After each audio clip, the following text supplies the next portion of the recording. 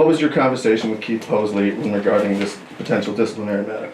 Again, I'm going to instruct this witness not to answer that question because it's subject to a protective order that has not been ruled on at this point in time, and it has no relevance to this particular case. And I believe by asking these questions, you're just harassing this witness. So I'm instructing you not to answer. Are you refusing to answer my question? I have been instructed not to answer. Do you know the answer? Of course. Okay.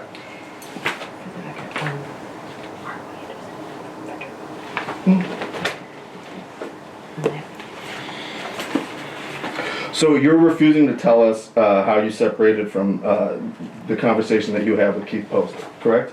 I have been advised by counsel not to answer that because of relevancy. Was there an attorney present there? No. Was there an attorney giving any advice then? Not an attorney, no. Okay, and so the only reason you're refusing to answer my question is because of relevance, is that right? No.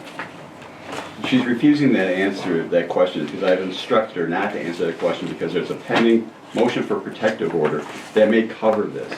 As you told her today, she may have to come back and answer that question. That's fine, but at this point in time, because I don't believe that it is a part of this particular matter and the fact that you were harassing her and trying to embarrass her, I think it's inappropriate, so therefore I'm instructing this witness not to answer that question. Okay. Did your conversation with Keith Posley affect your relationship with Keith Posley in the future, after that occurred? Again, same instructions. I'm instructing her not to answer this question based on the fact that we filed a motion for protective order, that you're asking these questions just to embarrass and harass her. It has nothing to do with this case. So I'm instructing this witness not to answer that question. She understands she might have to come back and answer it if, in fact, there's a ruling that says she has to. But at this point in time, I'm instructing her not to answer that question. Can you repeat the question?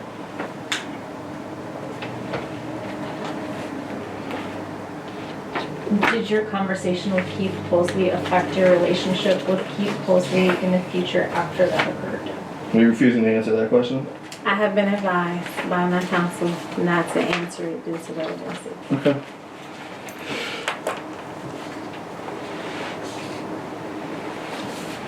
Did Teresa Folaron ever discuss retaliation with you regarding her allegations about MPSU fraud?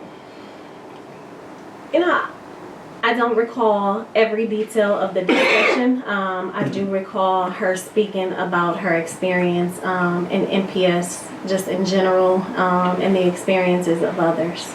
You've had multiple conversations with Teresa Folaron, haven't you? We met once in person, and I think we spoke maybe a couple times over the phone, maybe. Okay. But that was not regarding her case. That was, I remember receiving a call about a board meeting, and the aftermath or decisions there. It was nothing. I don't recall any of our follow-up discussions being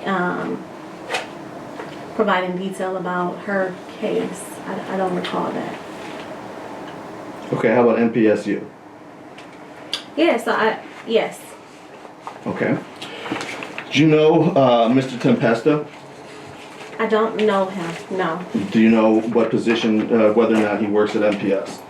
I am not aware of his status today. I am aware that he was an employee at the time when the complaint was filed, I believe. Okay, are you aware of any sexual harassment allegations against him? Besides the allegation in discussion now, or that we're referencing now in the case? Well, just go with any. I have not heard. Okay, but you have heard about these, the allegations that Teresa Folaron made against Jonathan Tempesta, correct? Yes. Okay, who did you hear them from? I believe it was mentioned when we were in executive session, in which I cannot speak on it due to attorney-client privilege. Okay, what attorney was at that meeting? Most likely it was the city attorney and other private counsel. But you can't identify who they are today, sitting here today? No, well, I believe one name was, we have the information? Miriam? Miriam Horowitz. Yes, I believe she was one, and then the city attorneys, we've had a lot of city attorneys. I don't remember I don't remember the names off top. I do know that one city attorney resigned, and that person serves in a different capacity, but I don't recall the name. Well, he now works for MPS, right? Yeah. Yeah, of course. And that guy's name is Nick Sinran for the record, right? Yes. Okay. And did you approve his hiring at MPS? I mean, yes. Not on the committee level. As a full board, we approved of the standing committee agendas or decisions. Yes. Okay. Is Nick Sinran the budget director? You know what? I'll be honest. I don't specifically know all that his role entails. I do believe that he is a part of the administrative cabinet, but I am not. I don't recall all of the duties or the specific department that he works in. Okay. But that's like Calvin Furman, who used to be a city attorney and then worked directly for MPS, right? When you say that's like, what are you? What The is hiring of Nick Sinran is identical to the hiring of Calvin Furman, right? Object before the president's broad and vague, calls for speculation and irrelevant, but go ahead and answer if you can. Yeah, I don't know how to answer that. Are you suggesting that you go from one form of government to the other? Or are you able to rephrase the question? Why aren't you able to answer my question? I'm trying to get clarity before I provide an answer, what exactly it is you're trying to. Sure, Calvin Furman worked for the city attorney's office, correct? So actually, are you asking his role now? Sure, what's his role now? I have no clue. That's why I don't know where he came from. I just know I met Calvin when he worked for MPS and then he resigned. Would it surprise you to learn that Calvin Furman is an administrative law judge working for the Department of Workforce Development, hearing cases at issue like this one here today? I'm going to object. The question's argumentative, it's irrelevant, and it's just harassing this witness, so I'm going to instruct her not to answer that question. I'm instructing her not to answer that question.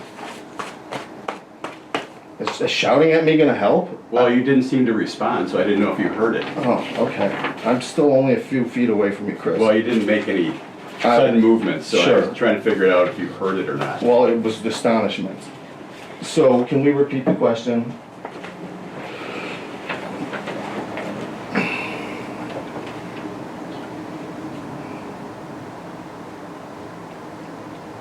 Question, would it surprise you to learn that Calvin Furman is an administrative law judge working for the Department of Workforce Development, hearing cases at issue like this one here today? And you're refusing to answer that question, is that correct? I've been advised by counsel to not respond to that question. Well, I'm also objecting to the fact that there's a protective order that needs to be heard that this may be subject to, so. You got any relevance to that? Where? You got any relevance? That's not how this works, Chris, and you know it. No, but you're just harassing her If by you would asking please- irrelevant questions. If you would please, you know what the statute is, Chris. That's not a grounds for stopping, it's not a grounds Actually, for not. I can instruct her not to answer when you're asking harassing questions, absolutely. And you agreed to that last time. Sure. Okay, redo it again. Can you identify what's harassing about the question that I just asked you, please, ma'am? She doesn't need to identify it. I identified it, and I'm instructing her not to answer. It's irrelevant, it's impertinent, it's also not involving any aspect involving Ms. Furman. You're just bad-mouthing Calvin Furman.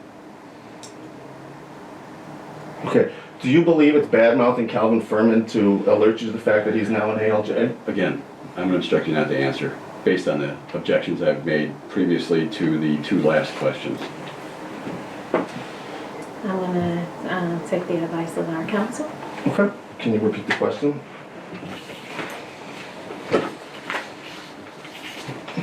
Do you believe it's bad-mouthing Calvin Furman to alert you to the fact that he's now an ALJ?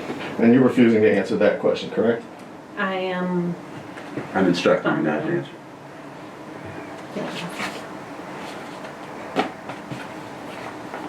Okay. Do Do you believe that the position of administrative law judge is somehow dishonorable? No. No. Okay. And do you believe that it's somehow negative to identify somebody as an administrative law judge? Are you asking her if she felt that your question in the tone you asked it is not insulting to Calvin Furman? Is that the question you're asking? Because it was. Can you repeat the question, please? We're not going down this line. This is irrelevant. This is subject to a protective order motion. I'm instructing you not to answer. We got to get back on track here. Can you repeat the question, please? Yes. And do you believe it's somehow negative to identify somebody as an administrative law judge? Same objections, same instructions. And you're refusing to answer that question, is that correct? I technically did answer that, but I am going to follow the counsel, the advice of my counsel. I'm going to hand you this one. I think we're on 3. Two. No, we're on 2. Okay. Mind if I put a sticker on this? Thank you. Thank you.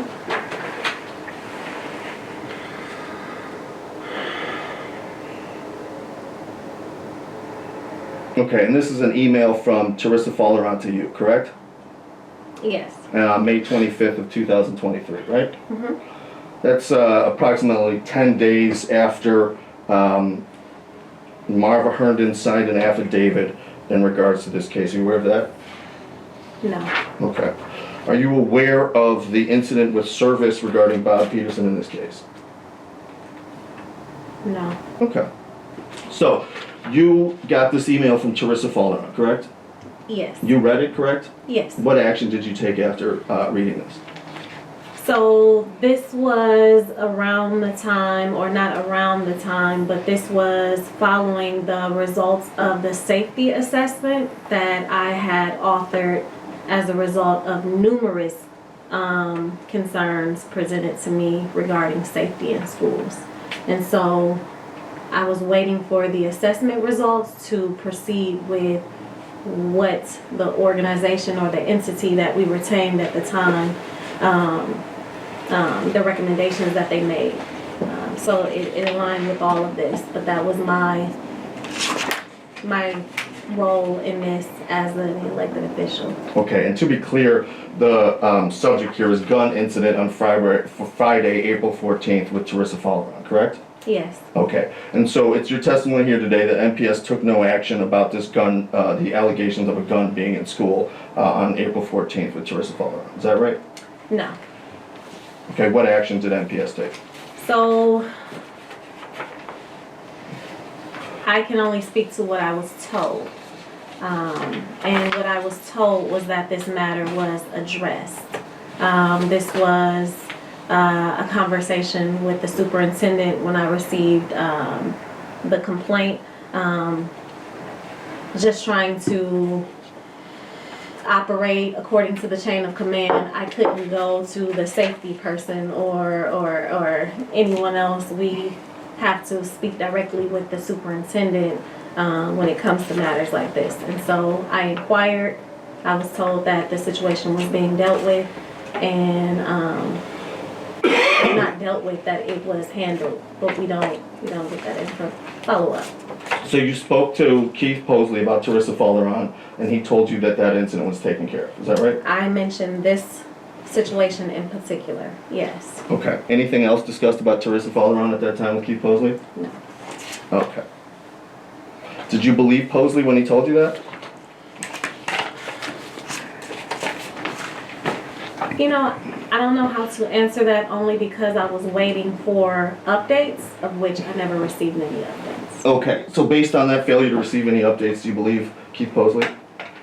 Object the following questions broad and vague, calls for speculation. Go ahead and answer if you can. From the time that I inquired, when I first received this, to the response that was given to me then, that we will get on this, we'll take care of this. No, sitting here today. Sitting here today, I have not been made aware of any updates. Okay, so based on that failure to be made aware of any updates, do you believe Keith Posley that this matter was taken care of? Same objections, broad and vague, calls for speculation. Also, character evidence. Go ahead and answer if you can. I don't know. I don't know. Why not? I don't. So board members work directly with the superintendent. The superintendent has an administrative cabinet where our concerns and whatnot are then presented to his cabinet, of which responsibilities are delegated and they're worked on, and we're not always made aware of the updates or the aftermath. What I will say is I had not heard any updates from Miss Folaron at that time to let me know whether or not something was done or not. I don't recall that. But Miss Folaron's not the superintendent, right? No. And the superintendent promised to get back to you, right? Yeah, I mean, I wouldn't say he promised, but he informed me that this matter would be looked into and addressed. Okay.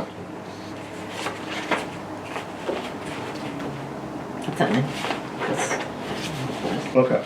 So, in other words, it was Teresa Folaron's responsibility to follow up with you on the gun incident at the school on April 14th, not the superintendent's. Is that what I understand? No, not at all. No, that is not what I'm saying. Okay. Now, did Teresa Folaron tell you that she ended up selling her house and moving as a result of this incident? You know, I vaguely recall. Okay. I don't know. I think that may have been mentioned. Well, it's in this email that she sent to you, right? Okay. We'll look at the third paragraph down, the last sentence there. It says, I ended up selling my house and moving to a more secure, gated location. You see that? Oh, yeah. Yeah. Okay, so she told you that, right? She put it in here. It's very vague even in this way, but yes. Yes. Okay. She told me. And when you found this to be vague, what steps did you take to clarify that vagueness? As a board member, my duty is to address this matter with the superintendent and inform him that I have been made aware of this, and from there the situation should be handled, and updates should come to us. Sure, but you got no updates, right? No. And then you voted to raise Mr. Posley's salary was raised, right? I'm going to object to vagueness as to the time frame. Calls for speculation. Go ahead and answer if you can. I did not vote to give Dr. Posley a raise. Sure, but the board did, right? Yes, which is out of my control. Sure. Did the board know about this gun incident? I am not aware. I'm not aware of what the board, I'm not aware because the communication was sent directly to me. I know there's been other incidents that the board has been made aware of. Oh, there sure has been. I recall a social media post, I think, that you made about a video that showed a parent running through an MPS school with a gun. Do you recall that? That was not a video showing a parent running through a building with a, no, that is not accurate. Okay, what was in that video then? If you are talking about a live that I did following a committee meeting, I spoke openly about concerns that I presented on the board floor, and that I felt the need to elaborate on to provide more context. And so I recorded myself on a live speaking about just matters concerning school safety, incidents that I have been made aware of, and my thoughts on where I stand on the issues. Okay, and on that you informed the public that there was this incident with the gun in the school, right? I informed them that imagine having a father in the building with a gun and constantly receiving those concerns in written form or concerns from constituents and the needs for us to do something about it. Okay, and there was a video of a parent going around North Division High School with an AK-47, right? I am not made aware of a video. The board didn't watch a video with that? Not that I'm aware of.